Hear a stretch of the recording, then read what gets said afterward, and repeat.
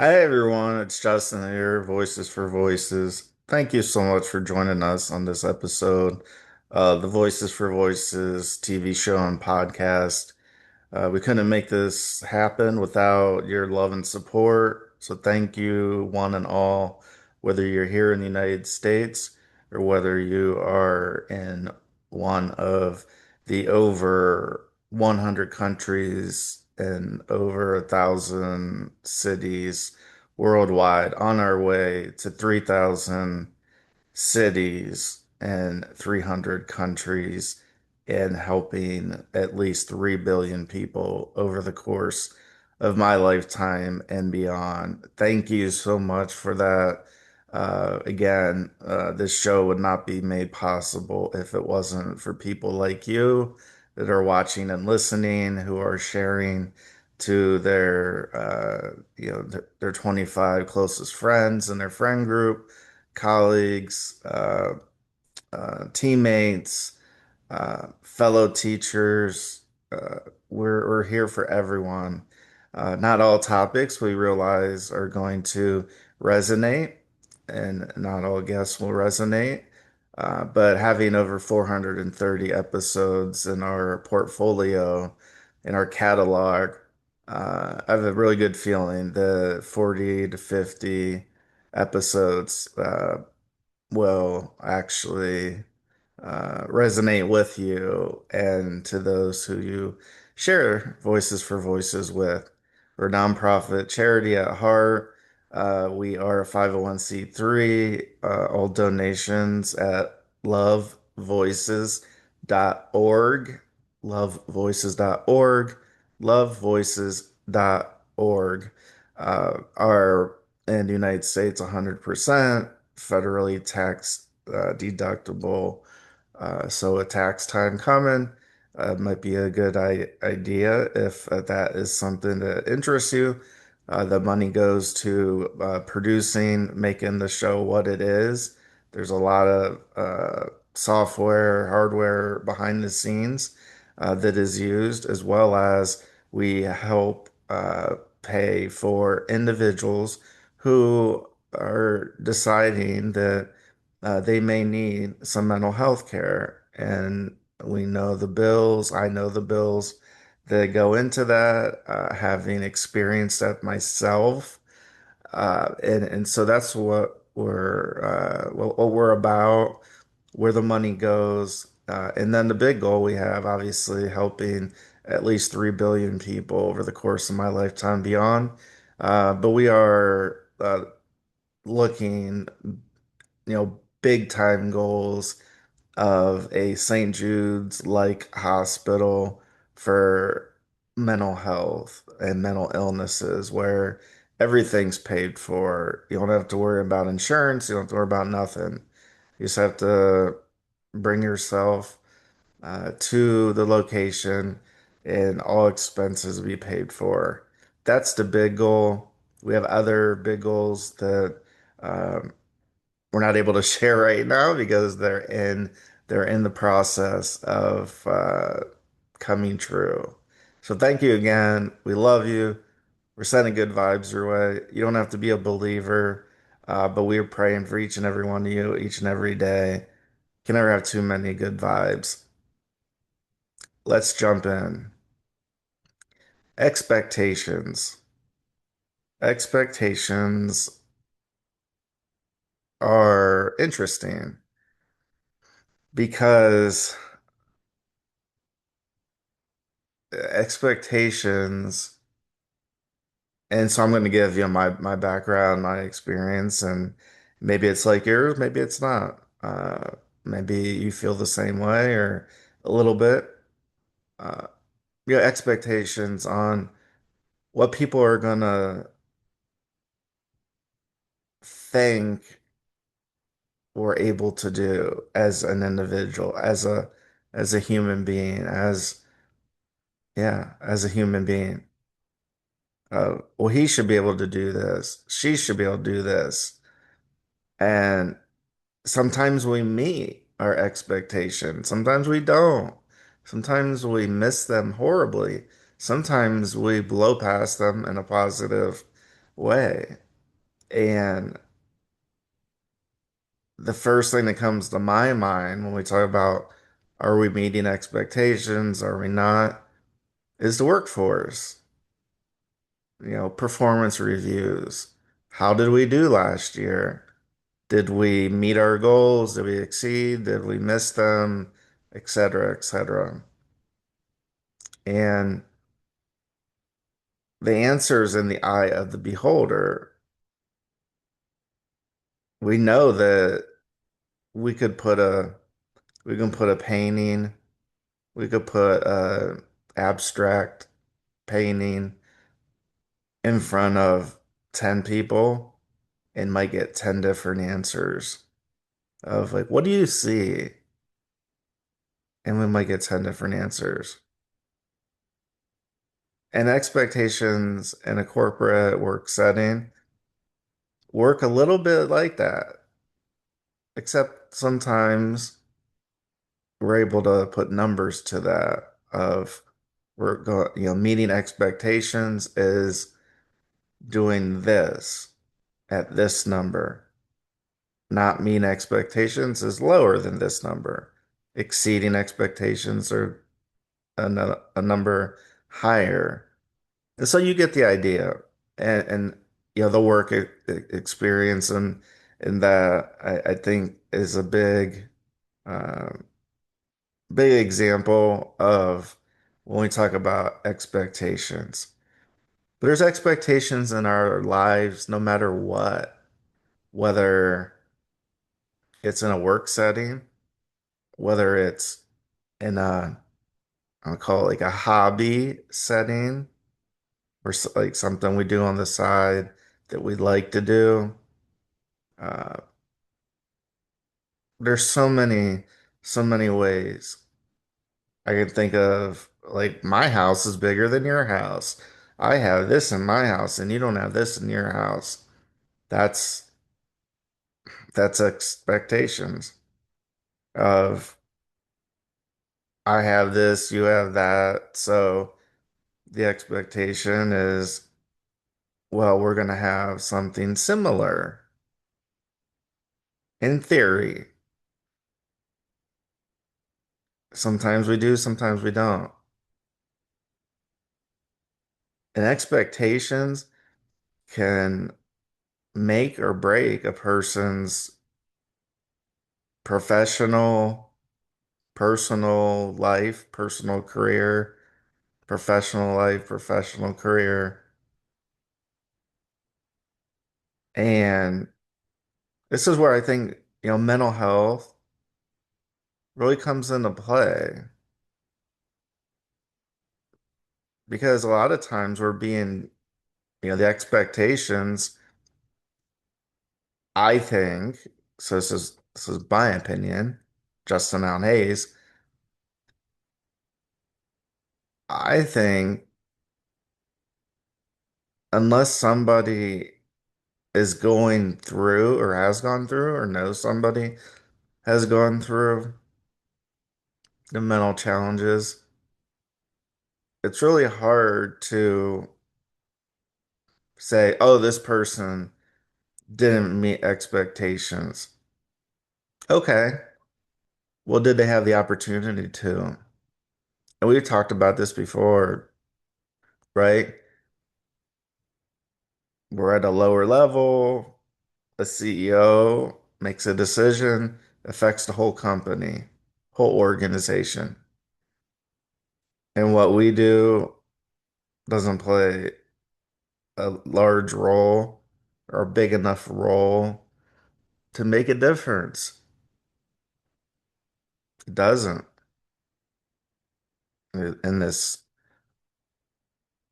example and a lot of examples where the day-to-day actions we do helps in like really minute ways. But we get judged and say, oh, the company did this, so um, we can't get merit raises, we can't get bonuses. And sometimes again, going back to the mental health side, if a person doesn't understand major depression, doesn't understand, acute anxiety, uh, autism, anywhere, everywhere on the spectrum, uh, and the list goes on. The ADHD, ADD, all those. If they haven't experienced that, and even if they have, it's like a judge, it's like a judgment day in essence, where, okay, meetings on the calendar, so it's on professional wise here. Meetings on the calendar, we show up and we think we're going to be going over our performance, and next thing you know, show up and there's human resources, person you never seen before, uh, and somebody in uh, that runs the computers, like information technology. And they're like, well, you didn't meet your goals, or oh, it's not working out, so you're out of a job. Even if you've done the best you can, or even if you haven't, you're being judged against other people. Like the expectation is this. And so what I want to say is, having been in a situation like this, exactly like this actually, uh, leading up until that point in time, to that event that I just referred to, all you can do is ask, right? So if you're being asked to do something, you do what you can. You talk to the people you're able to. You get the answers, or people are unavailable over time. Um, you ask for training, the help, none's given. It's talked about. We'll help you. We'll train you on this. We'll help you on this. After me asking that. And again, this has nothing to do with a vendetta on anything. These are facts that happen. So if you're watching and listening from said company, said organization, thank you for joining us. Thank you for watching. Thank you for listening. You know that that's what I did. You know that I asked. I asked for help. I asked for training. I didn't get any. So the only thing that you knew was to cut me loose. And so there was a period of time, right? It's kind of like almost like the stages of grief in a way. It's like, well, what could I have done differently? What could have changed the situation? And I was ringing the alarm way before that date. Again, I need help. I need training. I need help. I need training. I need help. I need training. And so I take some of the blame, but I don't take the amount of blame that it takes to say, okay, we're gonna fire a person because of whatever reason. And so those things happen. And so there's these expectations and comparisons in the workforce of, well, we have, a manager or director has 10 people that report to them. And so when it comes time for reviews, everybody can't get a meet or exceed on their review, they have to get what's called a bell curve. There's got to be somebody at the low end, which doesn't get anything, no merit raise, no nothing, didn't didn't basically didn't do their job for the last year. And you're gonna get somebody all the way on the other end that they were just so awesome. They're so close to perfect. And then the majority go in the middle. So it's kind of like it's like a little bit of a flat line and then goes up, down, and then over. It's called a bell curve. Looks like a bell. And so that comes into play as well.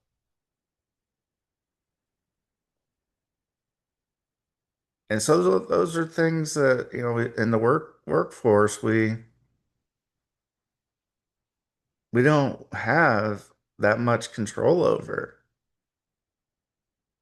I've also been in positions where I've done very well, and yet I still didn't do good enough in the eyes of the organization, the company, because I was being compared to other people. The expectations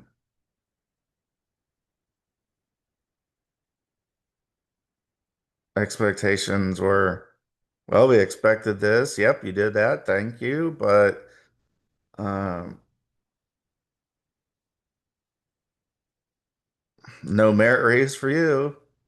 Or if you get one that's minimal that doesn't even cover the cost of living increase. So all of these things are related to expectations. So we're bringing the professional side into it. We do talk about that on this show. We don't talk about it on every single show, but we do talk about it. And so this is one of the reasons and one of the ways that we do it. So we talk and we share and call it what you want. I kind of think there might be at least one person out there that's maybe been through something similar. Just a hunch. And then, so there's these expectations that are implicit where it's like inside of us, where we think that there are, whether there's real expectations or artificial expectations that are inside our mind or assumptions. I've done that. I've assumed a lot over the course of my life. Try not to. I've expected a lot for myself, others at times. And then there's the explicit, where you can look at something on a piece of paper, say, okay, we need to grow at 5% this year. That's great. The big thing I want to share is when goals are being set, if you don't have the right tools, the right software, uh, and you're not able to impact that. That goes back to, the CEO makes a decision, affects the whole organization. They go bankrupt and everybody's out of a job. Well, that wasn't me. I didn't make that decision. That's on the CEO. That's, the people making those decisions, not me or not you. And those things just happen. There's not a whole lot we can do about that.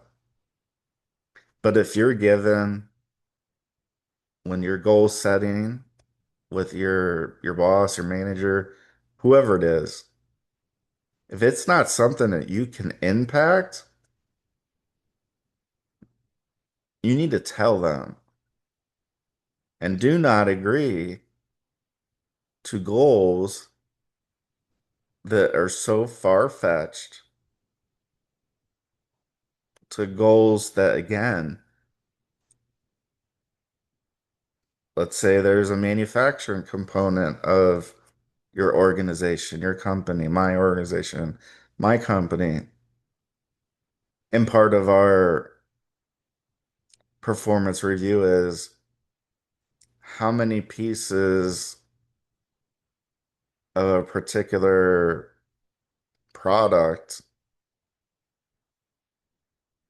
are going to be made every single day.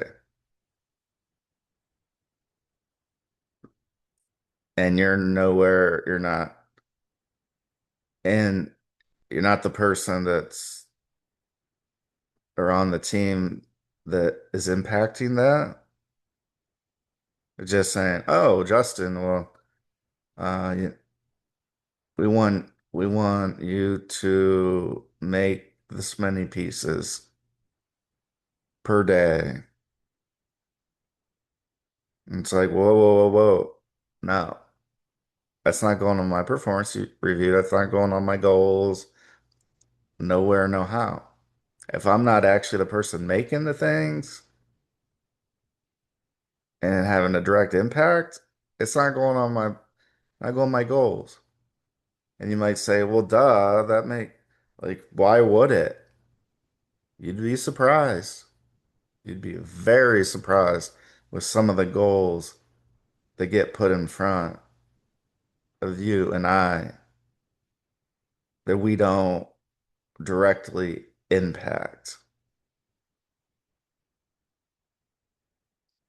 Another example is negotiating contracts. If we're not even in a position to negotiate or part of the negotiation team, that's not going on my goals. And those are expectations, goals, expectations, some assumptions, but we're talking mostly about expectations on this episode. It's hard to stand up for ourselves, though. That's the part that's hard, is we get afraid. I get afraid of bringing up said topics. Like, why I can't bring that up because my manager, my boss, my director, it's gonna get them upset. Well, you know what's gonna get you upset is if you don't meet your goals and you're out of a job in a year or less. So I think a lot of us have learned over the last few years about this, but that's why we're hammering this one home today on this particular show. Because you are empowered. We talked about extraordinary, ordinary people. This is being extraordinary. This is standing up for yourself, standing up for your family. And if you're unable to stand up, I apologize for using these words. Uh, Stand up in your mind.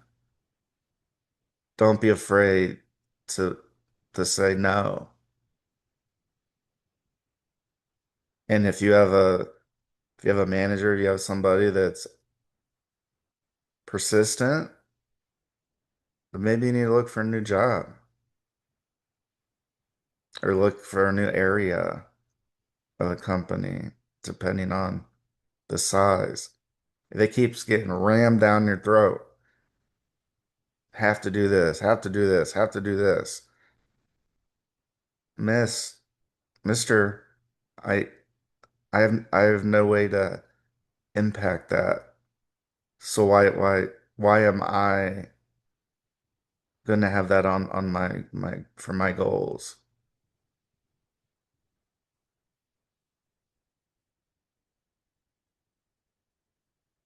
And you may be thinking, of course, that makes a lot of sense. But in the moment, it's hard. It's hard to bring it up and say, "Excuse me, um, I you know that I don't have a way to impact this particular goal. This goal is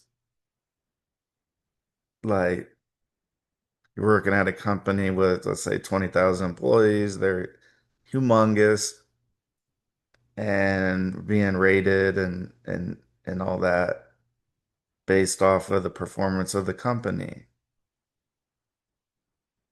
You we have teeny part in that. But if the company doesn't meet that particular goal, then that looks like, oh, sorry, Justin, you didn't meet this goal. Well, how am I supposed to? If I'm not in constant interaction with the president, CEO, the board of directors, if I'm not in there helping make decisions, how can one of the areas that I'm going to get rated at the end of the year or graded on, looked at expectations, not only what did I do and then the team. So I could have performed great. It's happened before. But then there's that thing I just talked about earlier, a bell curve. I performed great, but so did everybody else on my team. And so the manager, director, they got to do the bell curve.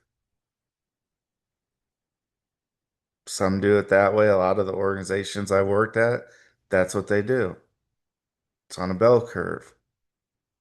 It's not everybody on the team can exceed or meet expectations. It's not like that in most instances. Because, see, what's told to us is there's only so much money to go around for raises and maybe bonuses.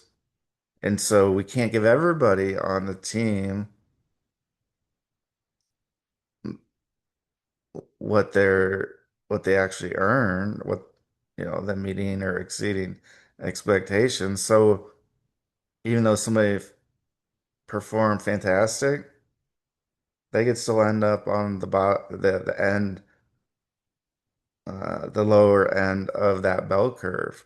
Say, well, hey, great job, Justin, but everybody else did the same, and then you start getting these reasons of weird, crazy stuff that come out like, oh, well, you took a 31-minute lunch or whatever. You get these like weird things that come into play.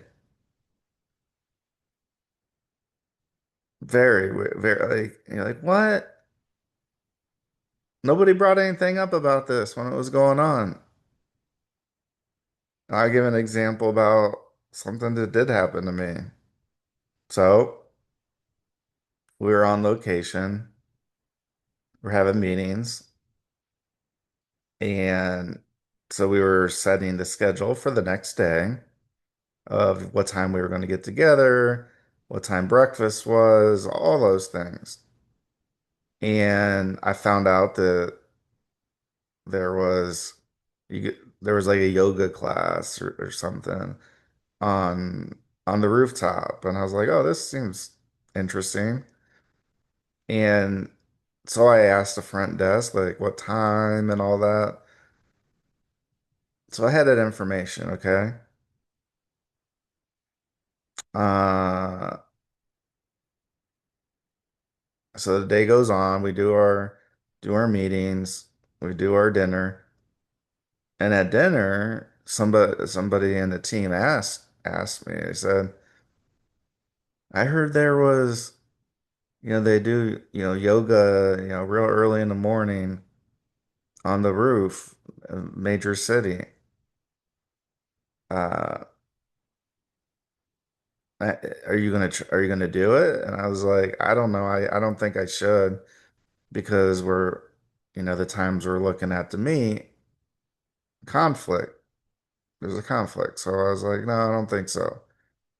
And then the rest of the team was like, well, why not? Just do it. I said, well, this is the time it is, and we're planning to meet at this time. And then not even lying about this part. Any of the parts, especially this whole story. So the team goes, just do it. And then come to the meeting when you're done. And I remember saying, well, yeah, I might be sweaty or what. And they're like, just go do it and then come to the come to our meeting when you're done with it. It's not that long. And so in my head, I was like, nah, I probably shouldn't do it. But people just kept saying, just do it, just do it. It's not a big deal. So I did it. And I look out inside there were glass doors. So when you're doing different poses, it was it was surfing yoga outside on the rooftop was so they had surfboards. So it was something that was interesting. And I looked in at one point and I could see the team looking out and they're waving at me and smiling. They're not pointing at their watch, they're not going like this, like what time it is. And so after being told by all of them the night before, go ahead, do it. I did it. And guess what? That showed up on my review. It showed up on my review that I did yoga on the rooftop, a hotel, when we were having meetings. And this is by one of the very people who approved it, said, go ahead, do it. Yeah, no big deal. We'll wait for you. We know the time. And so that showed up in my review. And so when I say there's weird stuff that kind of comes out at different times, that's some weird stuff that comes out and that came out. Should I have done it? I mean, hindsight's 2020. I didn't just do it on my own without asking or anything. I asked, other people brought it up and said, that sounds like something that you'd be interested in. And I said, yeah. And again, I went through, probably about 10, 15 minute conversation about I shouldn't do it. Like, no, we're here for this. And I got drilled on my performance review for that. So when I say some weird stuff shows up, when people are when people are say grading or putting the expectations between you and the other people on your team, that's an example of some weird stuff that comes out. And for me, even to this day, it bothers me a little bit. Can't lie.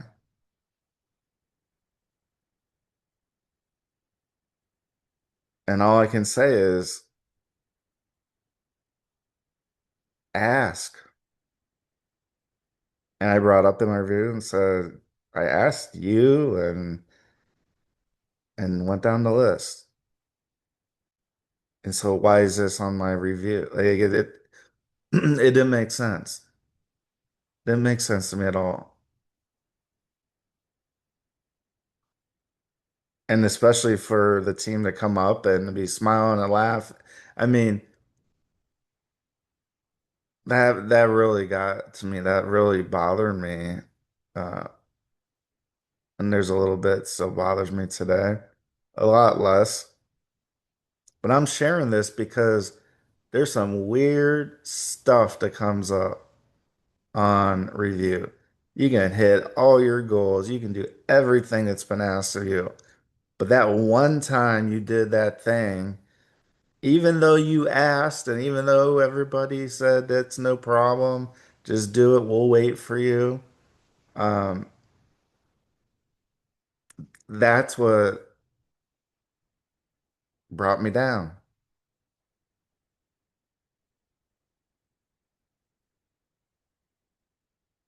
So what I like to say is have work be work and have your personal life be personal.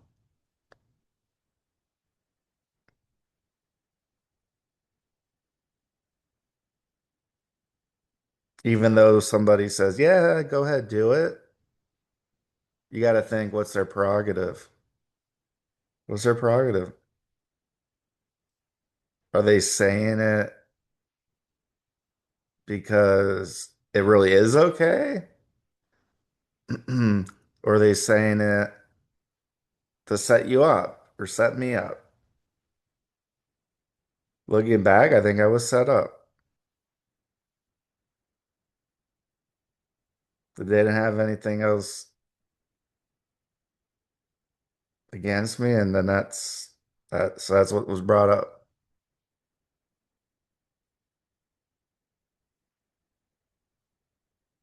So expectations.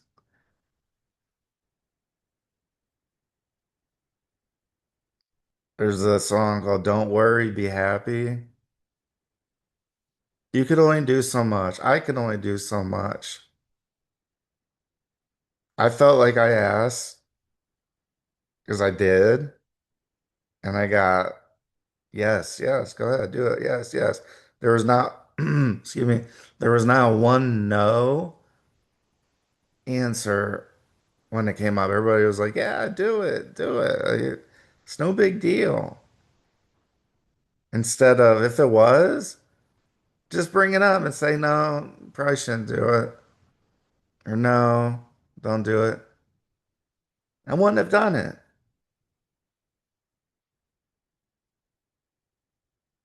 And so that's why, unfortunately, we gotta watch what we do.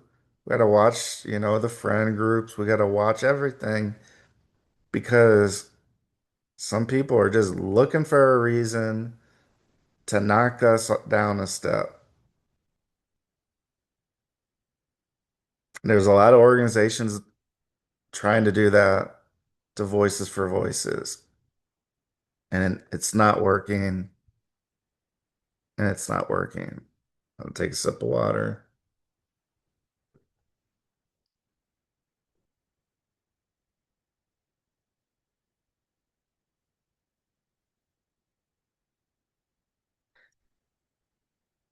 So expectations. So we talk about that a lot. What I'm going to do next, I'm going to read an excerpt. Actually, I'm going to read my own words. Let's see. House of You, Prescription for Living. So this is my mental health memoir, call it. And I had a lot of support, still have a lot of support for putting it together. And I wanted to, how sometimes with children, like a children's book for their birthday and everybody writes something about the child and how they're growing and what they mean to them uh and so in a way that's what this is, but this is me writing to my future self. And so this was written in 2020, and I'm going to read it now because it's so important, I think, for us to share, especially if you put a book, it doesn't even have to be a book. It can be anything really, anything that's important.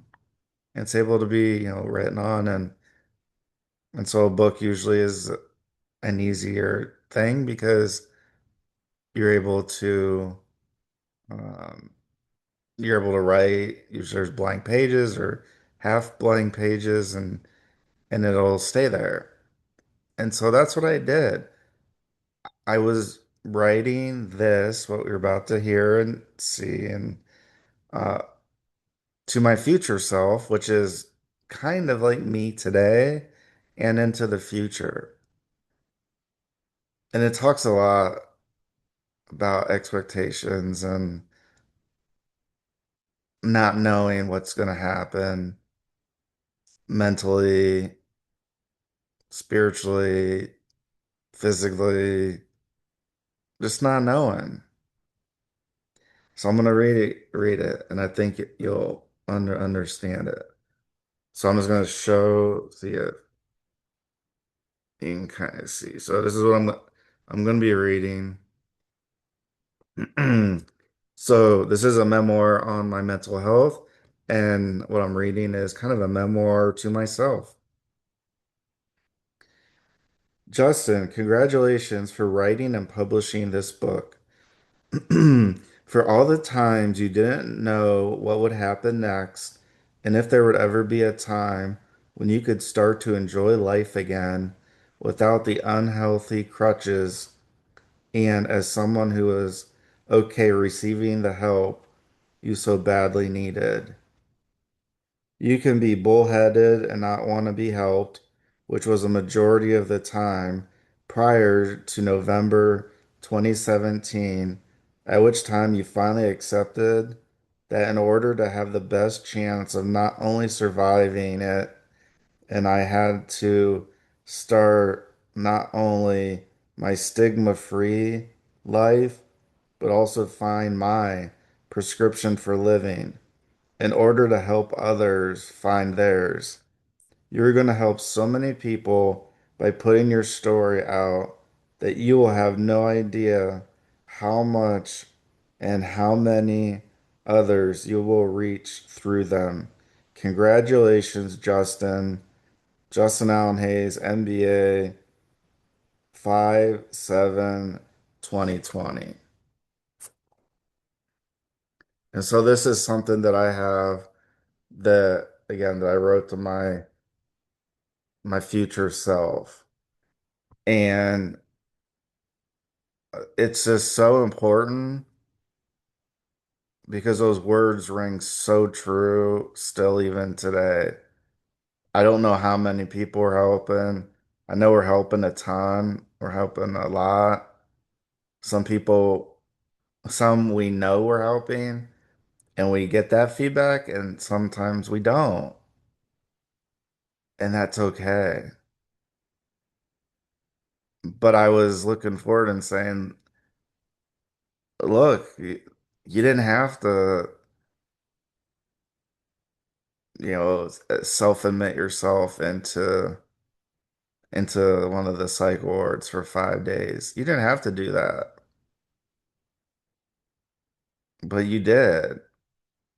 You didn't have to write the book, but you did.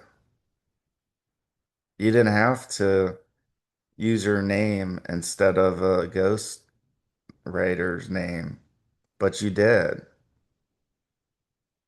So that's why this book is means so much to me. Doesn't matter how many pages it is, could be 2 pages, 10 pages. It doesn't matter. What matters is I stop worrying about the expectations of me towards others and try to stop the assumptions of me towards others.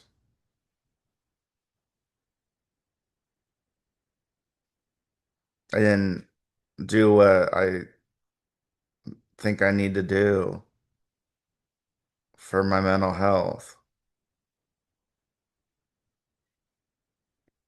And so it's very heavy, heavy content, very intimate details on my life. Growing up, things were going good. And then when things started to veer off the tracks just a little bit, and then things kind of almost, well, veered off the tracks altogether. And so just to read that again, I haven't read it to myself or publicly like this in quite some time, but it makes a difference. Makes a difference to know that I had the fortitude to look forward and say, you're going to help so many people you don't even know. And so when I talk about these big numbers that we're reaching, cities, countries, provinces, territories, whatever you want to call it, that we're reaching, who we're reaching, we're helping, and we have you to thank, our viewers, our listeners. Because without you, we don't have a show.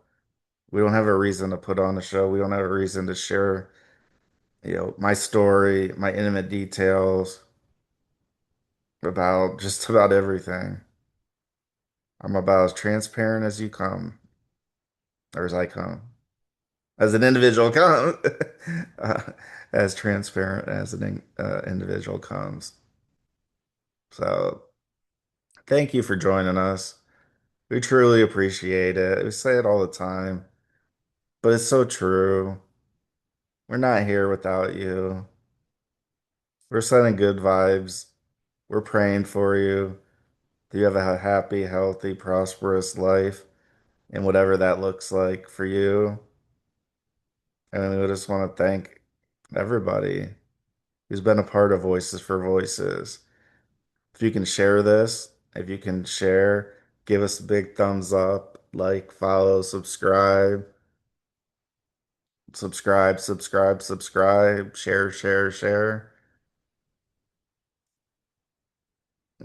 Text, 25 friends, 25 people in your phone. Let them know about the Voices for Voices TV show and podcast. Let them know we're a charity. Let them know they can help support us by watching, listening, subscribing, liking, sharing, and if they're able to donate monetarily at lovevoices.org. We greatly appreciate that. Thank you so much for watching, listening to this show, and we will see you on the next episode of the Voices for Voices TV show and podcast. And until then, let's celebrate the voices of everybody in the world and let's be a voice for not only ourselves, but maybe somebody else that's in need of sharing their story.